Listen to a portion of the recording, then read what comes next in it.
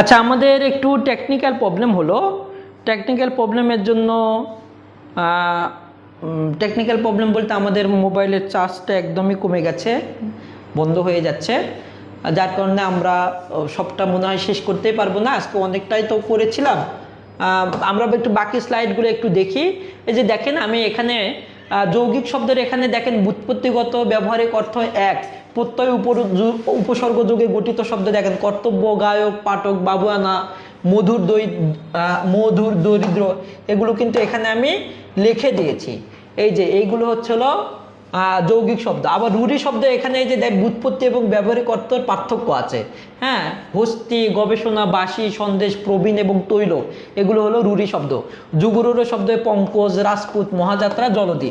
কেন বলেছি সেগুলোর অর্থও কিন্তু আমি বলে দিয়েছি, ঠিক আছে। আচ্ছা, এরপরে প্রশ্ন বলেছে পুকুরে পানি আছে কোন ধরনের অধিকরণ।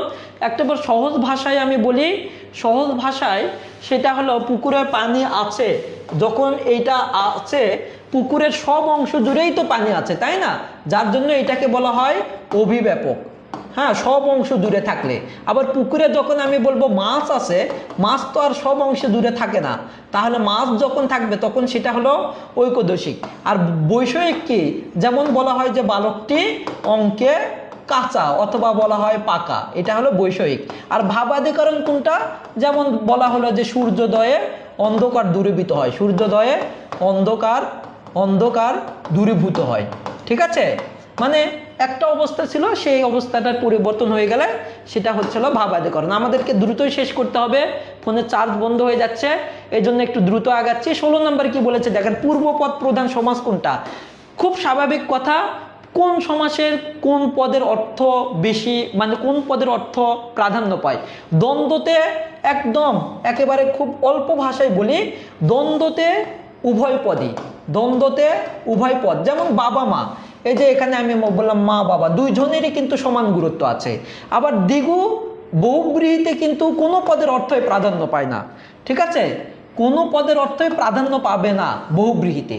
অব্যয়ীভাবে আছে কি, অব্যয়ীভাবে পূর্ব পদের প্রাধান্য পাবে, আর দ্বিগুতে পাবে হলো পরপদ।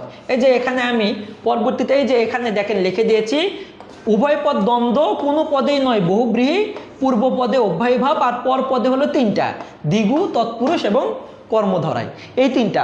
মানে আপনি জাস্ট শুধু একটু রিকল করবেন, তাহলেই হয়ে যাবেন যে দ্বন্দ্ব, উভয় পদ, কোনো পদেই নয় বহুব্রীহি, পূর্বপদ অব্যয়ীভাব, বাকি যে তিনটা সেই তিনটা হচ্ছিল পরপদ।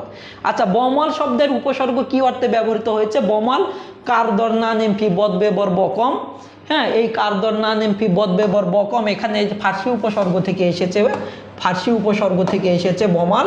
হ্যাঁ, ফার্সি উপসর্গ, এই ফার্সি উপসর্গ থেকে এসেছে, যেটা বমাল মানে মাল সহ এখানে সহিত অর্থ দিচ্ছে, এখানে সহিত অর্থ দিচ্ছে।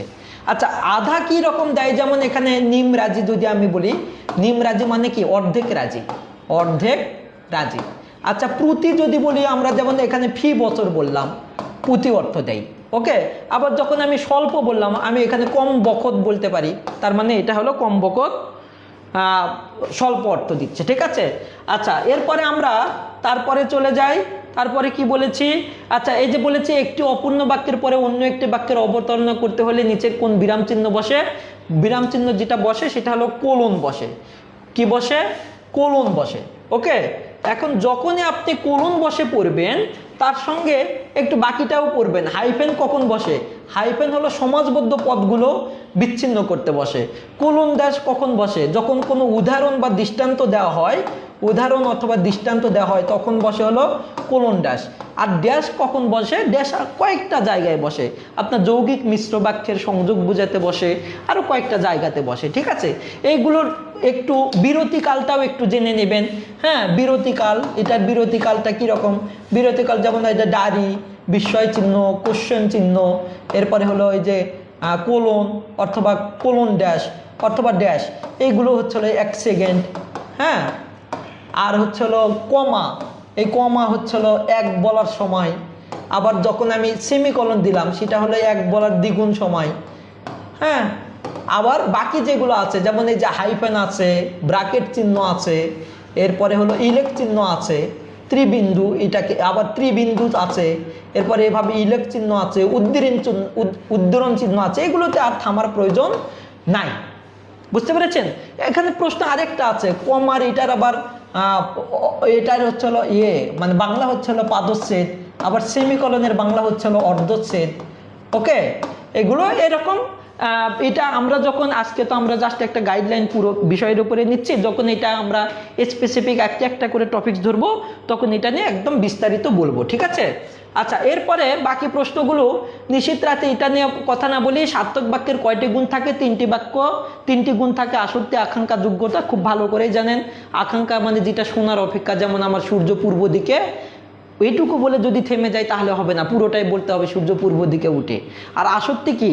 আসক্তি হলো শৃঙ্খলা, যেমন মাছ বাজারে আমি নিয়ে আসি, এরকম হবে না, আমি বাজারে গিয়ে মাছ নিয়ে আসি, মানে একটা সুন্দর করে শৃঙ্খলার সঙ্গে বলা। আর যোগ্যতার বিষয় কোনটা? যেটা দেখতে হবে যে ওর আসলে যোগ্যতা, যেমন বলা হয় যে গরু আকাশে উড়ে, যদি বলেন তাহলে গরুর কিন্তু সেই যোগ্যতা নেই। হ্যাঁ, যদি বলেন পাখি আকাশে উড়ে তাহলে সেটা বাক্য, বাট গরু আকাশে উড়ে তাহলে বলা যাবে না। যোগ্যতার 6টি ব্যাপার থাকে। হ্যাঁ, আচ্ছা, এরপরে এই যে কোনটি পাবকের সমার্থক শব্দ? পাবক হচ্ছে হলো এটা পাবকের সমার্থক শব্দ হলো আগুন, অগ্নি, অনল, বনি, শিখা, হুতাসন, পাবক, বৈষাণু, সর্বনুর, কৃষাণু, ঠিক আছে? বায়ু হলো পবন, সমীরণ, প্রবঞ্জন, আবার বিভাবসু হলো সূর্য, অর্ক। হ্যাঁ, এটা নিয়ে অনেক কথা বলার ছিল কিন্তু আমাদের ফোন ডিস্টার্ব এবং সময় চলে গেছে। আচ্ছা, কুকিলের সমার্থক শব্দ দেখেন, কুকিলের সমার্থক শব্দ কি? খুব সহজ ভাষায় মনে রাখবেন। সহজ ভাষা মনে রাখা কীরকম? যেমন ধরেন কুকিল দেখতে সুন্দর না কাক দেখতে সুন্দর? কুকিল দেখতে সুন্দর, ত দেখতেও সুন্দর, তার মানে এটা হলো কুকিল, ঠিক আছে? পরবিদ, খণ্ডত্ব দেখতে একটু অসুন্দর, আবার কাকও দেখতে আবার অসুন্দর, বাস হয়ে গেল। কলাপি কি? কলাপি হচ্ছিল ময়ূর। আবার শিলিমুখ কি? শিলিমুখ হচ্ছিল মৌমাছি, যেটাকে শতপদ বলা হয়, ভ্রমরও বলা হয়। ওকে, আচ্ছা, এরপরে দেখেন এই যে সব সাপদের সংযোগ পদ, এখানে সন কি অর্থ দেয়? সনের অর্থ দেয় হচ্ছে হলো, এখানে সন অর্থ দিচ্ছে, সন অর্থ দেয় হলো সারমীয়। এখন আপনি যদি এখানেই থেমে যান তাহলে কিন্তু হবে না, আপনাকে কি করতে হবে? এবার বাকি যে অর্থগুলো সেগুলো একটু জানতে হবে। মার্জার কি? বিড়াল। হ্যাঁ, গৃদ্র হলো শকুন। আবার গড্ডল কি? গড্ডল হচ্ছিল ভেড়া, যেটা বারবার পরীক্ষাতে আসে। আমরা অনেক সময় বলি গড্ডালিকায় প্রবাহে গা ভাসানো, যেটাকে বলা হয় গড্ডল। এখানে এই যে আমি দেখেন অনেকগুলো শব্দ, পিডিএফটা আপনাদেরকে দিয়ে দিব আমাদের গ্রুপে, প্রাইভেট গ্রুপে। এই যে অনেকগুলো কুকিল, সবগুলো প্রাণীর কথা লিখেছি। কুকিল, কাক, ময়ূর, মৌমাছি, কবুতর। হ্যাঁ, এরপরে দেখ কুকুর সারমীয়, বিড়াল মার্জার, বাঘ শার্দুল, সিংহ মৃগেন্দ্র। এই সিংহর এখান থেকে একটা প্রশ্ন পরীক্ষাতে আসে। আপনি হয়তো সিংহ, মৃগেন্দ্র, কিশোরী, হর্ষ, খড়ি, পশুরাজ বললেন, কিন্তু এবার বিশেষে যেটা এসেছে এই মৃগেন্দ্রের যে মৃগ, এই মৃগ দ্বারা আসলে কি বোঝায়? মৃগ দ্বারা বোঝায় হলো পশুকে। এইবার বিশেষে এই প্রশ্নটা এসেছে। হ্যাঁ, এরপরে দেখেন হাতি, করি, দ্বীপ, গজুর, কুঞ্জর, ঐরাবত, দ্বিরথ, ক্ষুদ্রাক্ষ। আমি এখানে সবগুলোই, হরিণ, গরু, এই ধেনু, হ্যাঁ, গাধা, এই রাসব, এরপরে হলো শকুন, গিদ্র, এটা তো বললাম। এই যে সাপ, পাখি, মানে সবগুলো প্রাণীর কথা এখানে একসঙ্গে নিয়ে এসেছি। আবার দেখেন এখানে ছদ্মনাম যখন দিয়েছি, হুতুম পেশা কার ছদ্মনাম? এখানে অপশন যদিও আপনি একটা, এখানে অপশনটা একটু মিস হয়ে আছে। হ্যাঁ, এখানে আরেকটা অপশন আমাদের দিতে হবে, সেটা হলো কালী প্রসন্ন সিংহ। কালী প্রসন্ন সিংহ। এবার দেখেন বাকি, বলাই চাঁদ হলো বনফুল। আপনি অপশন বেস সবগুলোই পড়বেন। সমরস বসু কোনটা? সমরস বসু যেমন হচ্ছিল কালকুট। কালকুটের অর্থ আবার কি? কালকুটের অর্থ হলো তীব্র বিষ, অনেকবার পরীক্ষাতে এসেছে। পরশুরামের হলো রাজশেখর বসু, কার উপাধি? রাজশেখর বসু। আর বীরবল তো জানেনি, প্রমোদ চৌধুরী, তাই না? এরকম করে সবগুলো আপনাকে ওখানে আমি একটা প্রশ্ন করে জাস্ট বুঝিয়ে দিয়েছি যে এই প্রশ্নটা পরীক্ষাতে আসে।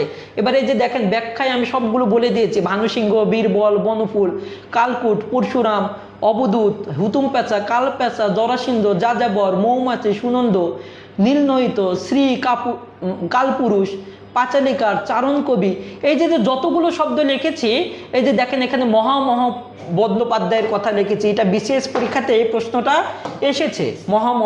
বন্দ্যোপাধ্যায়, যেটা চর্যাপদের যে আবিষ্কারক হরপ্রসাদ শাস্ত্রী 1907 সালে, হ্যাঁ, নেপালের রাজ দরবার থেকে যে চর্যাপদ আবিষ্কার করেছিলেন সেখান থেকে এই হরপ্রসাদ শাস্ত্রীকে বলা হয় মহামহ বন্দ্যোপাধ্যায়। ধূমকেতু, এই দেখ অনেকগুলো, আমি যতগুলোই বিভিন্ন পরীক্ষাতে প্রশ্ন এসেছে সবগুলোই এখানে লিখে দিয়েছি, ঠিক আছে। আচ্ছা, এই হচ্ছিল মোটামুটি আজকে। আরও কয়েকটা ইয়ে আছে, পিডিএফ আছে, প্রশ্ন আছে, স্লাইড আছে, কিন্তু সবগুলো আসলে এখন আর সম্ভব হবে না। হ্যাঁ, আপনাদের যেটা এখন আমাদের অলরেডি আমাদের ক্লাস প্রায় আমরা শেষ মুহূর্তে চলে এসেছি।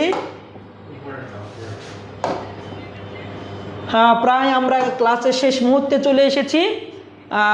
আজকে যেটা হয়েছে কি, আজকে আমরা তো অনেকগুলো ব্যাপার নিয়ে কথা বলতে গেলে হয় কি যে একটা ব্যাপার নিয়ে স্পেসিফিক কথা বলা যায় না।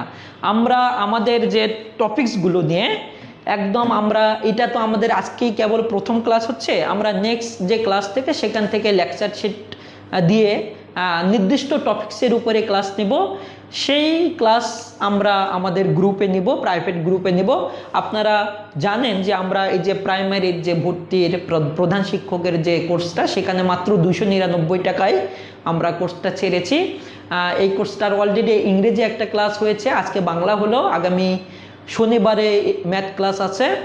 ম্যাথ ক্লাস আমাদের নেবেন একজন গণিত অলিম্পিয়াড আমাদের আবির স্যার ক্লাস নেবেন, ইংরেজিতে শাকিল স্যার আছেন, বাংলায় আমি আছি, হ্যাঁ, জিকেতে আমাদের ফারুক স্যার আছেন। সব কিছু মিলিয়ে স্কোয়ার টিম মোটামুটি আপনাদের খুব ভালো একটা সার্ভিস দিবে। আমরা আমাদের প্রাইভেট গ্রুপে অনেক কিছু লিখব, প্রচুর লেখালেখি করব, প্রচুর পরামর্শ দেবো, সার্বক্ষণিক আপনাদেরকে মেন্টরশিপে রাখবো। হ্যাঁ, আপনারা আমাদের সঙ্গে থাকুন আর আমাদের এই কোর্সটাতে ভর্তি হয়ে যান। স্কোয়ার আপনার স্বপ্ন পূরণের সহযোগী হবে। আশা করি খুব ভালো সার্ভিস পাবেন। ভালো থাকবেন সবাই। আজকে এই পর্যন্তই। আল্লাহ হাফেজ।